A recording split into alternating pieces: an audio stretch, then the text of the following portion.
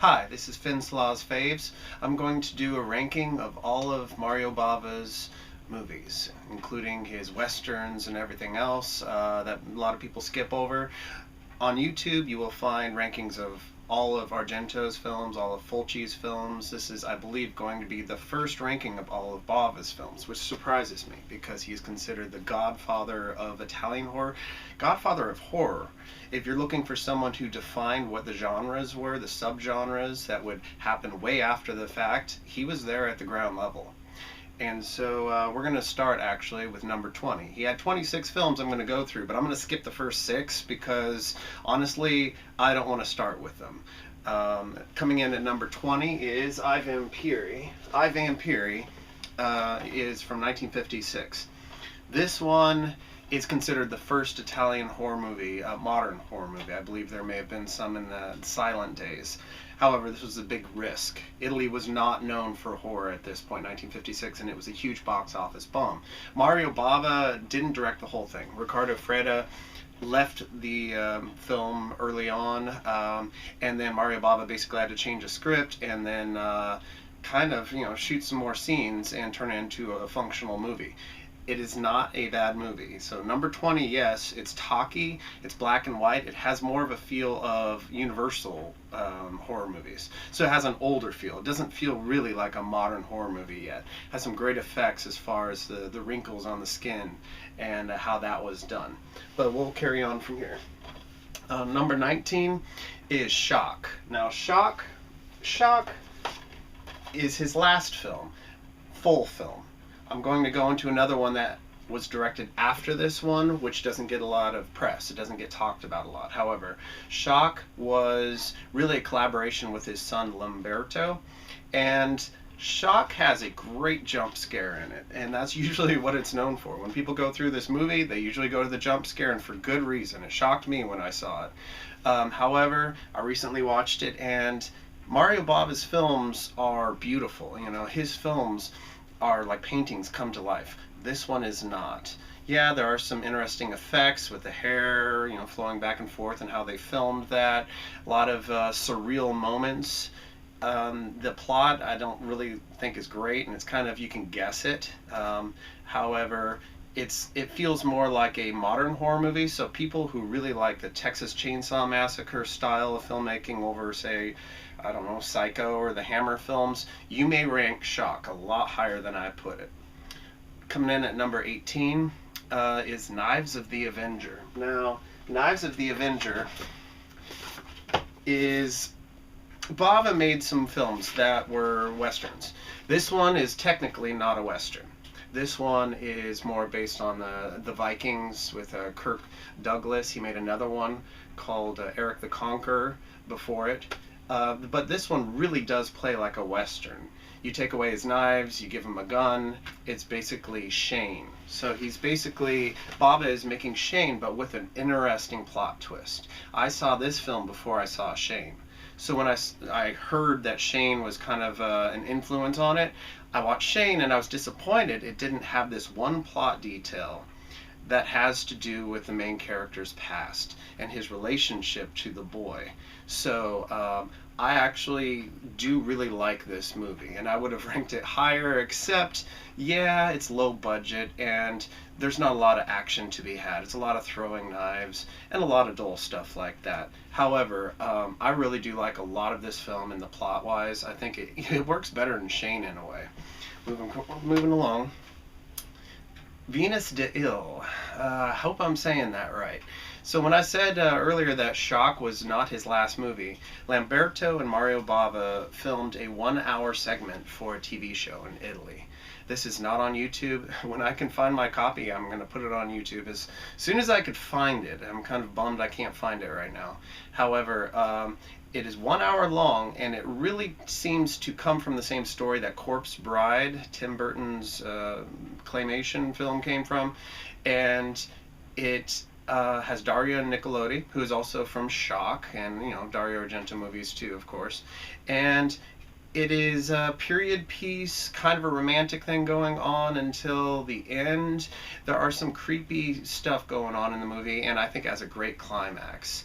at the side of a bed. So I really do hope it gets released, because the copy I have does not look very good, and I don't think it's ever been released in digital form that I can think of. Next up is Caltiki. Caltiki, Riccardo Freda and Mario Bava did I, Vampiri. And Freda left the film early, so Mario Bava had to complete it. Now, Mario Bava didn't really want to, he didn't want to direct, sort of. He just wanted to be, the cinematographer. That's always what he was. He was that for Hercules, another film that really sparked an Italian cinema renaissance. And so for Caltiki, Freda claims that he started this film and then basically left the set in like 10 days or something like that, and had Mario Bava do the rest. Now, and he says he did that on purpose. Whether he did or not, Caltiki is basically Bava's monster movie. So this is The Blob. The Blob was really like tripe and entrails that they just threw all together, and it stunk really bad. The effects at the end are fun, because we're thinking like Godzilla type effects, with miniatures. The one downside of this film, and the reason why it's number 16 for me, is that the human characters are not that interesting. When one of the guys goes psycho in it, which is kind of the best part as far as human characters, I mean, he shoots people and you don't really care because they're really wooden, really dry. Kind of a missed opportunity. But I will say this too, within this movie is a segment where a bunch of characters sit down and they watch film of what happened on a previous expedition. So previous expedition, the people died and they don't know how or why, so they watch this film. This could be the first found footage film within a film, so it's not the whole thing. However, it's well before 1980 and that famous one, and well before Blair Witch Project. So still could have been better. Moving on, next one is Baron Blood. Baron Blood is really likable. I mean, I like this movie. I watched it recently as a great nighttime chase scene. It's basically Black Sunday, but, Mario Bava's like, hey, it's been 12 years, let me remake my own film. In a way, that's kind of why I have it at this level. Number 15 is because it's really a retread. There's nothing really new that he brings to this. Almost every other film on this list I'm going to go through sparked a genre. It influenced a lot of things. It was super creative and different. This one is not really different. But it is fun. It's a popcorn movie, it's enjoyable. It's a drive-in type movie. The one thing I could say is wooden characters too. Unfortunately, the lead male in this is pretty wooden. But I do like some of the meta stuff going on. Like there's a castle, and this really great looking castle, and Elke Summer goes right up into a Coke machine, which just seems so out of place in it. And it's just stuff like that. That would be Bava's humor. Very ironic. And that would be number 15. So moving on, number 14 is another one that I have a lot of fun with. So it was really tough to put these ones this low on the list. Because Baron Blood is fun. So is $5 for an August Moon. $5 for an August Moon is so whack. It is so weird and crazy. And it feels like, they kind of threw it together. Maybe the script was thrown together. But that also makes it really entertaining. It's basically 10 Little Indians done as a giallo. Bava would basically take this idea, and feeling like he didn't quite do what he wanted to on this film, I think he made it Bay of Blood the next year, kind of realizing what his real intent was. There are some great touches to this. The crystal balls falling into the water where the body is. The body's hanging in a freezer. It's a short film. It goes fast. It's just fun. I enjoy it, and for all its what the heck is going on with this glory. Moving on. Number 13, Girl Who Knew Too Much. So The Girl Who Knew Too Much should rank, probably would rank higher on a lot of people's lists. So a lot of giallo fans will rank this in the top 10. I believe IMDb has it somewhere up there. It's really high on IMDb. I think it may be top 5. It is considered the first giallo. 1962, 63, around there is the cusp when it came out. It was turned into The Evil Eye for the U.S. release, and new scenes were added. And some of those new scenes are great, by the way. The intro to the U.S. version is better. The end of the U.S. version is better because they're both very funny. There's a cameo by Bava in the Evil Eye version where he winks from a photograph, which is really... or he winks or he acts shocked, I forget which. But there's a lot of little comedic touches in this. This is really like Bava's romantic comedy type movie, even though it is a giallo. But it's kind of light on that part. This is also black and white. So Black Sunday, Vampiri, Colt, Caltiki, and Girl Who Knew Too Much are all black and white movies and show how really good he was at both color and black and white.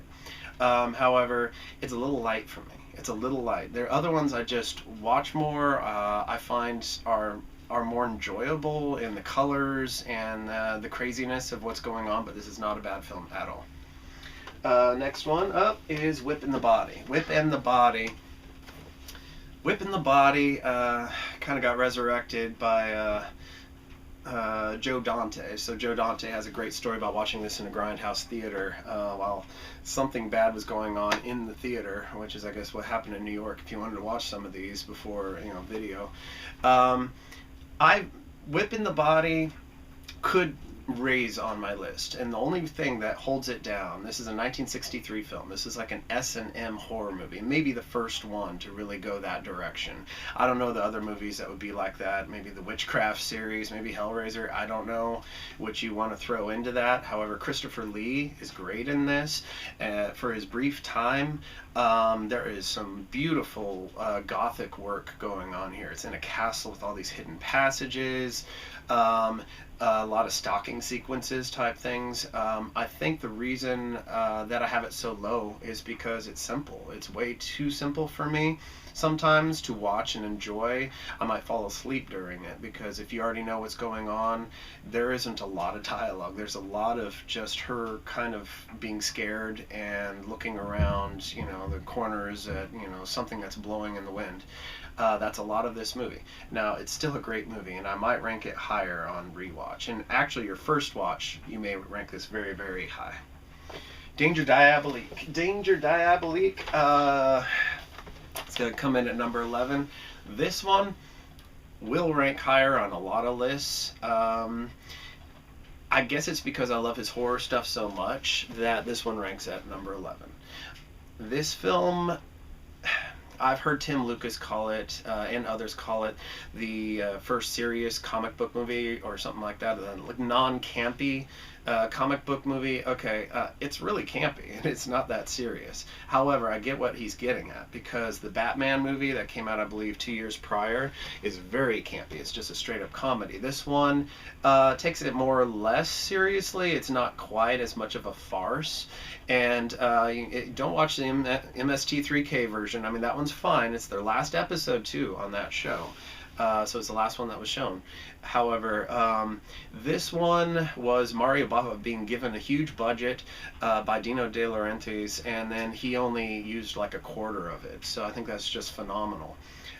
It's fun. It has some really comedic parts, and another reason I have it ranked at number 11, even though it has great stuff from Terry Thomas, a great scene where he basically acts like he's smoking pot. He starts giggling in front of a huge press conference. John Philip Law. The reason I have it this low is probably because the narrative isn't really there. So it's more a bunch of vignettes. It's a bunch of ideas kind of thrown together. There's almost like 3 or 4 different movies. It feels almost like a bunch of TV show episodes kind of thrown together into one. It's still really fun and creative with what Bava did with very, very little money. Moving on to the next, number 10. This one is going to be, so some of them I've gone through, I've said, will probably rank higher on lists. This one, I think, will rank lower on a lot of lists. Hatchet for the Honeymoon. Hatchet for the Honeymoon, 1969, 1970, somewhere around there. Depends, sometimes the release dates are different. Bava, basically, this is really one of the first horror movies that followed the killer. So you have American Psycho as an example of this. And in fact, Mary Harron, Haran, don't know how to say her name, the director and writer of American Psycho, had the cast and crew watch this movie, and it's a good reason, because he says from the beginning that he is the killer. He goes through his mentality, and you follow him through it. A lot of people, I think, are disappointed in this because it's really like a PG horror movie. There's not a lot of blood or gore or what you would expect from the title. However, I do love how there's all these ideas just thrown in the pot, and I love his wife as the ghost in this. I think that is a great subplot. There's a lot going on, and I just really think it's unusual. It's unusual as a giallo, too, if you want to call it that. So I'm going to move on to the next. 9. Oh boy. This one is going to be very divisive. I can guarantee many people will have this one at number 1. I have it at number 9. Black Sunday. So Black Sunday came out in 1960. This is technically Bava's first film, although not really. We're going to get to one that was probably his first film in a bit, as in totally his. So Ricardo Freda did Caltiki and Vampiri for a bit of it at least, and then gave the reins to Bava. And this happened a lot with other movies too, where Bava had to fix a movie after the director had left. This was really his first one, and at a very old age too. He was, not old age, 40, 41, 42, around then, he directed his first movie after having been a cinematographer for so many years. Black Sunday is considered one of the 1960 classics, with Peeping Tom and Psycho, Village of the Damned. You know, it's always put up there. And yeah, it sparked the Italian gothic horror movies. You know, what would Tim Burton's career be like without this movie?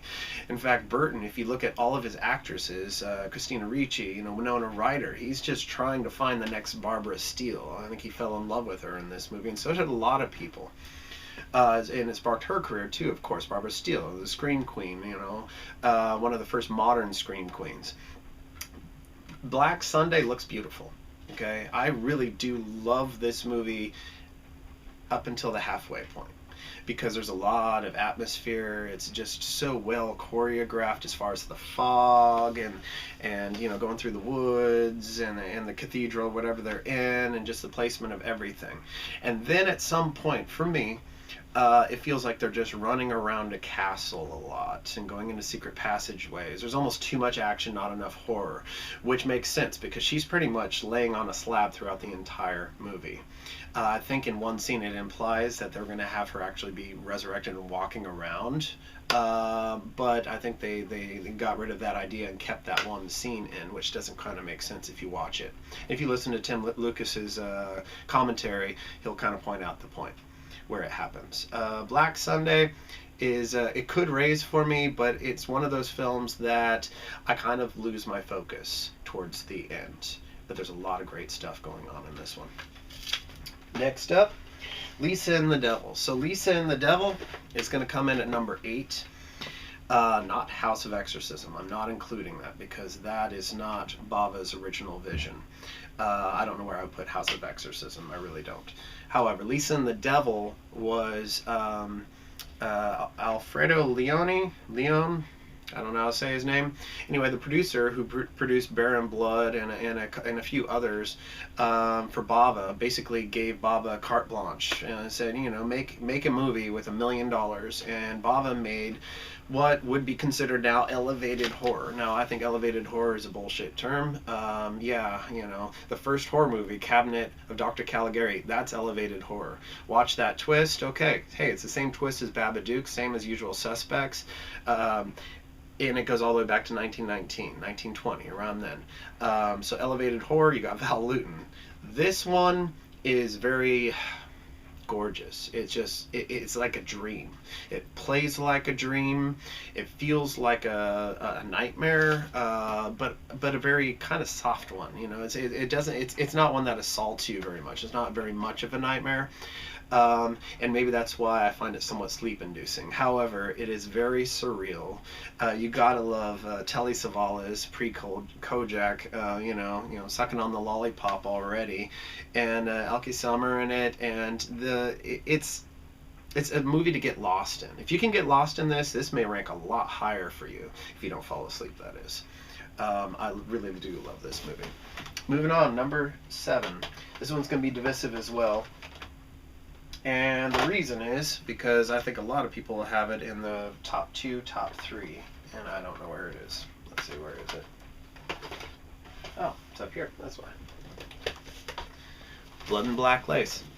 Blood and Black Lace, 1964, is, I would say, a definite blueprint for giallo. Earlier I said Girl Who Knew Too Much was the first giallo, but it was black and white. It was not very, it didn't have many torture elements in this, in that one. This one, however, has a body count. And in fact, the original title, I think it says like 6 bodies for an assassin or something like that, 5 bodies for an assassin. So it really is a body count movie.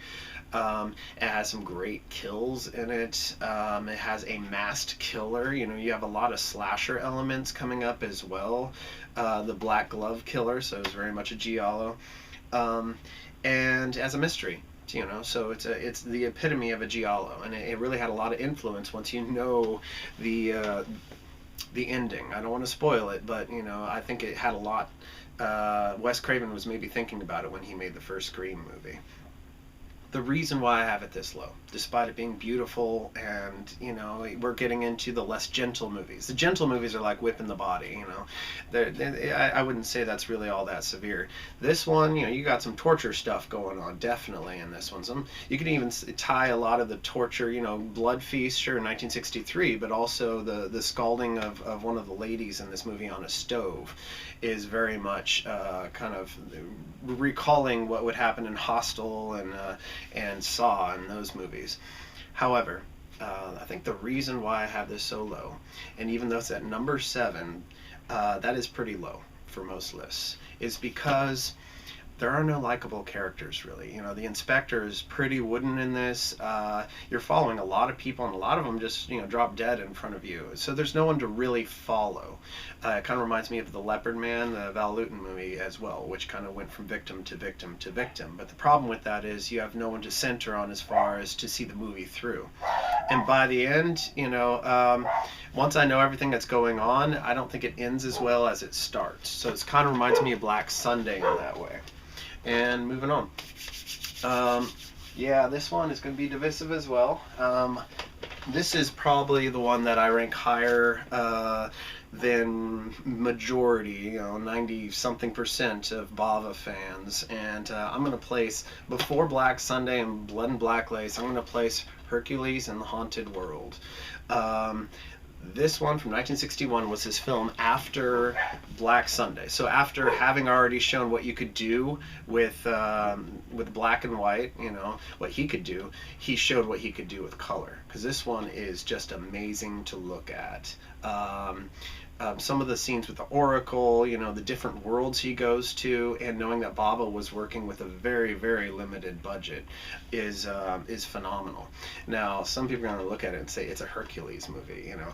Okay, I don't really like Hercules movies. Some of them are okay. This is easily my favorite Hercules movie that I have seen, and I've seen, you know, 10, 12, something like that. And it's because of the horror elements and just the look of it.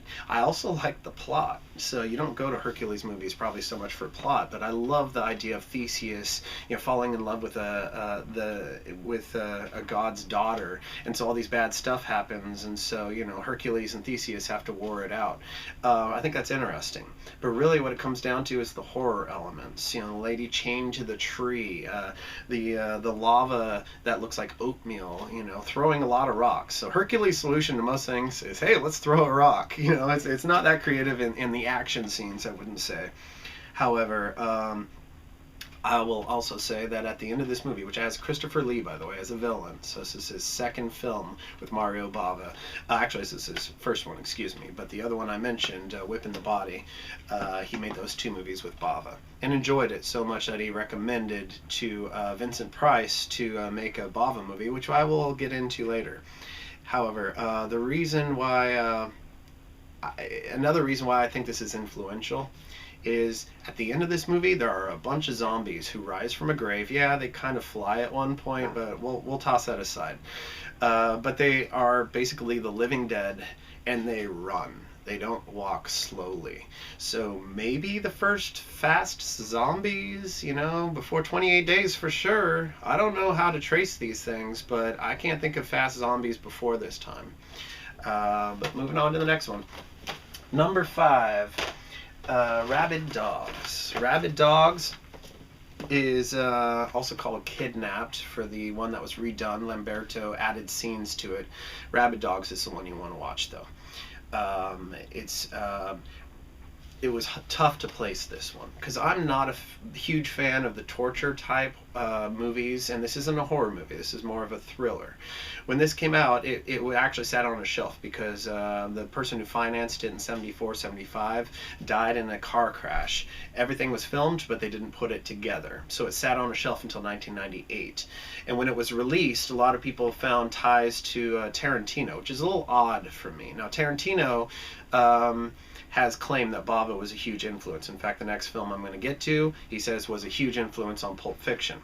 But I don't think of Tarantino when I watch this movie. I think of California, with Brad Pitt. I think of the more torture-based movies, because there's no humor in this. There's no Tarantino humor in this. This one is brutal. This one is going to force you to like the few seemingly likable characters in this movie, and that is where the genius is. It is not a pleasant movie. This is not one you want to put on a lot, but I ranked it as high as I did because I think it's a complete movie. I don't think it peters out in any section, really. It should be seen, and if it had come out back in the day, I really wonder what reputation it would have had. Moving on to the next. Number 4, Black Sabbath. So Black Sabbath, I'll pick this one out. I also have the other one, which is the Italian version. So this is the US version. This is the AIP version, which rearranged the stories and turned one of the stories into a ghost story, even though it was really the first color giallo. So the telephone section was really a giallo in the original Italian version, which I do have around here. And here it is. But this one has 3 stories. I would call this the first real serious omnibus movie, so an anthology series, like the Amicus films of the 60s and the 70s. Before this, there was Dead of Night, which most of the stories were serious, but it had that goofy golf story in it, right? And then you had the Tales of Terror in 1962, so a year before this one, although you had that goofy one with Price and Laurie, drinking each other to death, basically. This one, all 3 stories are pretty straight-laced, and they tell, in my opinion, the 3 sides of Bava. So Bava has films where it is basically someone in a room alone, haunted by their own paranoia. That would be Whip in the Body, that would be Shock, which I already went through, and that would be the Drop in the Water section of this one, which gets a lot of press. Probably the one that is the most famous on this one. And rightly so. Because it has a great looking mannequin with a face that it will haunt you, basically, and it's haunted many people. The Wordulok section of this, which is the vampire story with Boris Karloff, is the longest section, and I think this has some bearing to Rosemary's Baby, because at one point one of the women in it, I hate to give away spoilers, but one of the women in it basically kills the father to get at the child to save the child. And gentlemen, yeah, that's going to happen. Their loyalty will go that way before they come to us. So yeah, that one is interesting. I really do like that one as well. It's a little long, and there's parts where I wish it had been trimmed a little bit. The telephone section is usually considered the weakest. However, the telephone as a source of horror, maybe it gets its origin here, and it would later play into Black Christmas. Black Christmas basically being the calls coming from inside the house, which we would hear again in When a Stranger Calls. Although I will add that the first time that happened, first time you had that message that the call is coming from where you're at, was not Black Christmas. It was The Severed Arm in 1973. Look it up. However, this is a fun movie. This is a fun movie. I do like the parts in the middle where Boris Karloff talks to the audience in this one, but I like the ending of the Italian one, which is a meta moment where it shows Boris Karloff on a fake horse. So I wish I could put them all together. In fact, I did and tried to put it on YouTube, but the copyright blocks, denied it, unfortunately. Moving on to the next. Planet of the Vampires. Planet of the Vampires is going to come in at number 3. Number 3 is pretty high up the list for probably most. And a lot of people complain that the human characters are not that interesting, that part is dry, that it's kind of monotonous. I really don't care. Once they drop into the planet, and even before they do, I am sucked into this atmosphere. This alien planet is so fascinating looking, with its reds and its blues and its greens and its colors, and so many things that people say influenced Alien, which it may have influenced the screenwriter, but Ridley Scott sticks to not having seen this movie. One wonders. I think he gets annoyed when people mention it, though, which I kind of appreciate, because Bava deserves to be mentioned. However, this one doesn't have vampires in it. It's really zombies who talk, so I don't know how to explain that one necessarily. You could put this on in the background of a party and put it on mute, and someone eventually will say, "What the hell are you watching?" With the leather suits and the colors and everything else going on. This is just fascinating looking, and it is. There were other Italian sci-fi horror movies of the time, around that time. However, this is certainly the best one in my opinion. Moving on to the next. So this is going to be my number 2 spot. So my number 2 spot and my number 1 spot were fighting with each other. I could not really decide. And there's one reason why I probably made Kill Baby Kill my number 2 spot. Kill Baby Kill has a lot of influence. So we're going to talk about J-horror on this one, because the Ring movies, The Grudge, Ghost Girls coming back to get revenge, is this film seems to have started that or have preempted it, because that's pretty much what's going on here. Ghost girl dies and comes back as a ghost to torment the rest in this town. And what I also like about this movie too is that the atmosphere builds. You don't start with a lot of atmosphere, but as the sun goes down, it's another film just like Planet of the Vampires, where you have all these picturesque, just amazing shots on the swing. That section is just amazing looking. So many painterly parts of it. Really incredible to look at. I also love this movie because it's surreal. So you have a scene at the last episode of the original Twin Peaks series where Agent Cooper, I hope I got that right, Agent Cooper is chasing someone, and he catches up to the person, turns him around, and it's really himself that he was chasing. Wow, it's already here. So Lynch was a fan, Burton was a fan, Tarantino was a fan, Dante was a fan. There's Guillermo del Toro is a fan, Peter Jackson is a fan.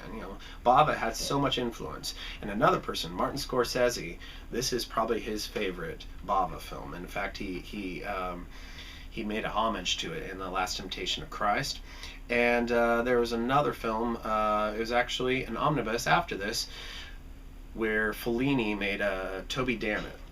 And there's a girl who's bouncing a ball, which happens in this movie too. So it's a direct quote from this one. Fellini was actually a fan of Bava and saw Lisa and the Devil, which I mentioned earlier, and thought it was brilliant, in its original art incarnation, which did not get a wide release until years later.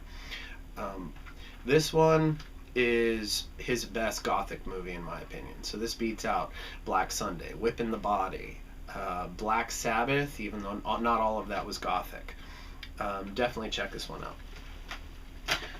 Comes down to number 1. So number 1, some of you may have already guessed from what's missing. I did say that I'm going to go through the bottom 6 at the end of this review, but the only one left that could possibly be number 1 is going to be, and I'll find both of my versions here. I got Bay of Blood, and I have Bloodbath, which also came by a few other titles. This one has like a record for the most titles for a horror movie, I believe. It was called Last House on the Left Part 2, which is weird because it came out in 71, and Last House on the Left came out a year later. But that's what they do in the U.S. To try and trick those people at those drive-ins. Twitch of the Death Nerve, I think, is considered the best title, which you don't see a lot of copies called that. Carnage, there's a trailer called Carnage, which Edgar Wright talks about in the Trailers from Hell, and it looks great. It looks really awesome. The reason why I have A Bay of Blood so high up there, number one, it didn't used to be up there. I used to almost agree with Christopher Lee, who after he saw this movie by his old friend Bava, was on some film committee, and he basically spoke down about it, saying it was ugly and it was, brutal, and it was below Bava. This movie at first may seem kind of like Rabid Dogs, more torture-y, less colorful. However, the more times you watch it, the more you realize how funny it is. This has a bunch of characters, like $5 for an August Moon, basically doing all the killing. It's a bunch of them. So this is very nihilistic, and I never know how to say that word. Bava's kind of misanthropic vision of the world is right here, because everyone is just stabbing each other in the back and stabbing each other every which way. I believe there are 13 deaths in this movie, although I think they count the fly at the beginning. And the ironic ending at the end, too, which kind of really hits home how this is just a dark comedy. If you want to see why this movie is considered maybe the first slasher, the fact that there's multiple killers doesn't help it. However, all you have to do is watch the section with the teenagers. The teenagers show up in this like buggy type car, and then they're pretty much dispatched within the next 15-20 minutes. And the way they're dispatched was copied in Friday the 13th Part 1, 2, and I believe the filmmakers of those movies have admitted to it. So check that one out, as point of view shots in it too, from the killer's point of view. And in one little instrumental section, it plays Inagata Davida, so listen for that one too. I do love the comedy and horror aspect. I love how this movie starts as a gothic horror movie, because you have this woman in a wheelchair with the piano that sounds like it comes from Whipping the Body, kind of romantic sound, and then it changes instantly and says, oh, this is not gothic at all. You have to see this movie. You have to. If you're a horror buff, you have to see this. Beyond that, that is my top 20. Now I'm going to go through the bottom 6. The reason these are the bottom 6 are, well, for starters, none of them are horror. So Bava was best at horror. He was given projects that he may not have been passionate about, and that he was put into, basically, with days' notice to finish. And you're kind of going to see that in these 6 films. So at number 21... so this is below I Vampiri. I Vampiri, which was the first modern horror movie, and had it's a very pretty movie. So those top 20 I went through, I like all those movies. I'll watch any of those movies. This one is a little bit of a struggle for me because I'm not a big fan of huge Viking epics. It is the top part of the bottom 6 because it is quite lush and beautiful, and Cameron Mitchell is quite good in it. And it plucks along. It does a lot with a very little budget. That's kind of the fun part of this one, is watching what Bava could do with matte paintings and making a castle on a hill where there isn't one. However, it's a Viking epic, and at the end, the whole climax is negated by the very end scene. It's like putting the beginning of Alien 3 at the end of Aliens after having rescued Newt. She drops dead. It's a weird thing that they did at the end of this movie. I'm not sure what they were thinking. Some people may rank this higher, but probably not much higher because it's not horror. Moving on to the next one. And this one, hope I could find it. Well, it's number 22, so I'm not going to find it. Four Times That Night. So this is Bava's sex comedy. I didn't quite know where to put this one. This is his Rashomon. This is the different stories about the same event. Basically, a girl comes home with a torn dress and tells her mom this story about how it happened, and then the dude's side of the story, and then the landlord side of the story. So you get all these different sides of the story, and it's a rom-com. It had some distasteful stuff that doesn't hold up anymore, some homophobic stuff in there too, but I do like the central idea. I think it's interesting. It could be a lot worse when it comes to sex comedies. And moving on to the next one. I did not know where to put this one either. However, the more I thought about it, I'm more apt to bring out Roy Colt and Winchester Jack coming in at number 23 than I am probably the other ones on the list. Why? Because it does have some moments that are funny. Yes, this is a comedy western. So I believe they were working with no script, or Bava just threw out what he had and said, hey, let's make it up, because you really do get this feel from this movie that they just made it up. I do like some aspects of it. The Native American in it, who's kind of a prostitute, who forces one of the characters to take a cold bath. There's little vignettes and stuff like that I think is kind of fun. Again, it's a comedy western. It's not going to rank that high, and it's really the one genre that Bava never nailed, which is a bummer, because I'm going to come up to one that he could have nailed. Next up is I don't really have it handy because it's public domain. So coming in at number 24 is The Day the Sky Exploded. The Day the Sky Exploded is available in a lot of those Mill Creek 50 packs, and this one is pretty much now considered his first movie. Bava isn't given credit for this movie as far as director, but from all sources, including Tim Lucas's huge book, which I've owned, says that that director didn't do anything other than take credit. Bava did the entire thing. And it's probably easy to do, too, because the majority of the movie is stock footage. This is a weird movie where they just took a bunch of stock footage and filmed some new scenes to tie it in, and it's okay. It's a sci-fi movie. It's very much based in like this one room, other than the stock footage. It's very low budget. It's interesting to watch, though. I can't say it's all that interesting character-wise or anything like that, however, so that's why it ranks so low on the list. Thwarted. I only had 2 more left, and the battery went dead on my camcorder, so I was hoping to do this all in one, but we'll carry on.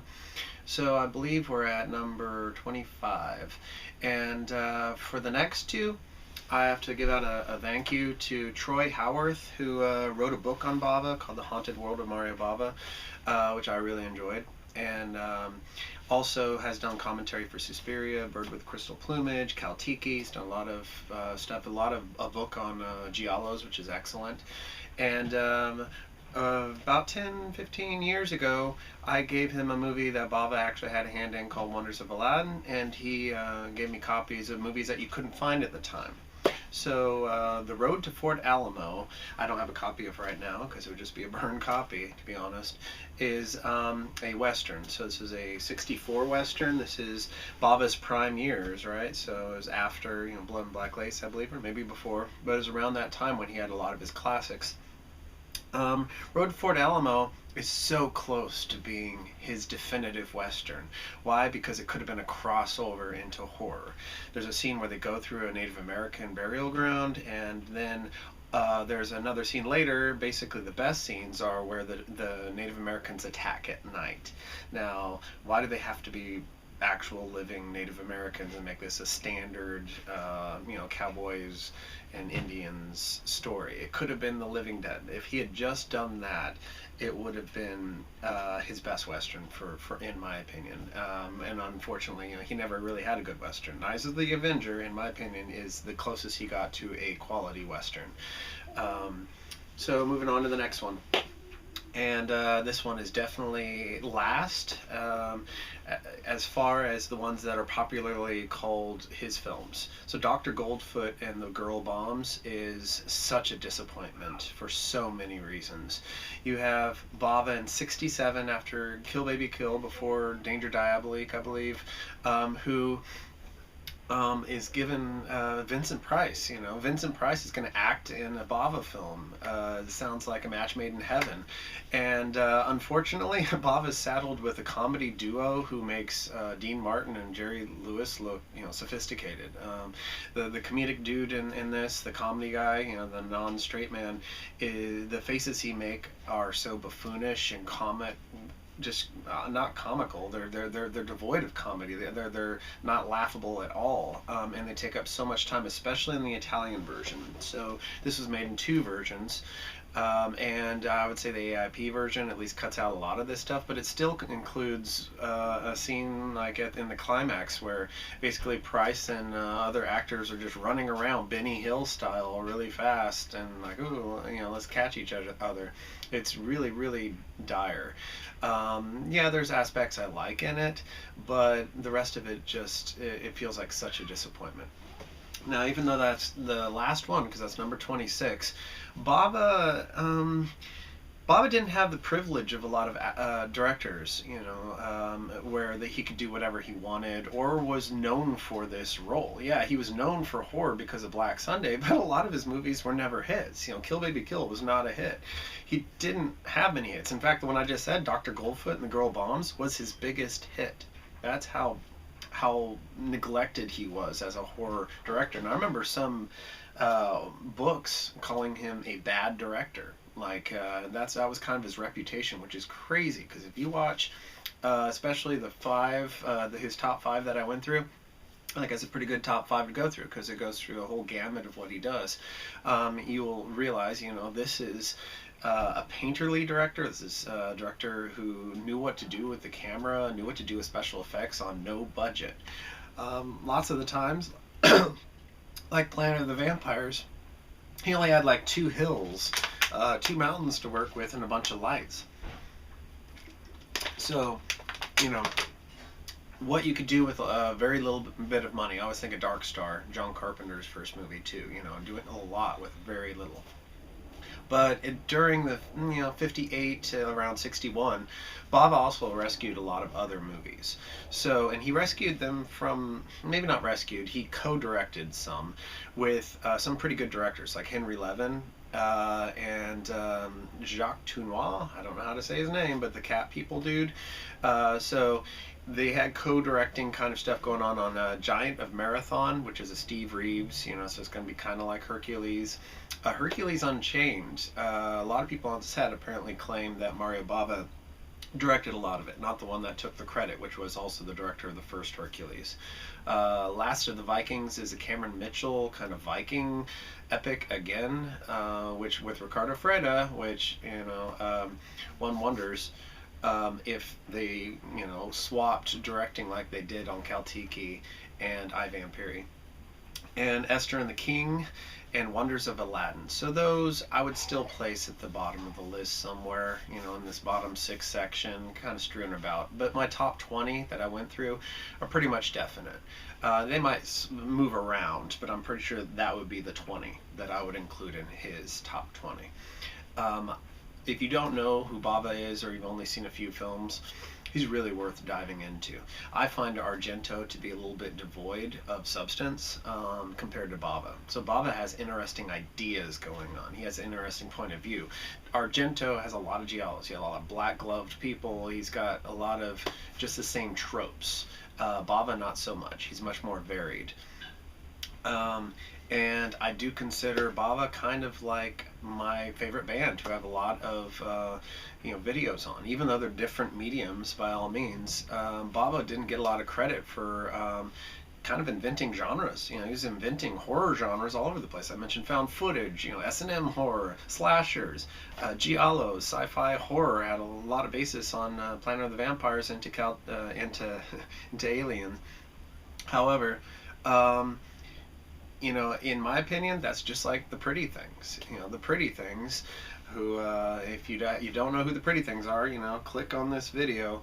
Invented a lot of genres, or were there for the very, you know, first example of this or that. Concept albums, you know, rock operas, psychedelic songs. So they're both artists who I believe didn't get as much credit at the time as they should have, and still are getting enough credit. So that is my top 26 of Mario Bava. I'm sure you have a different list, and I would actually love to hear it. So please place it in the comment section. Thank you.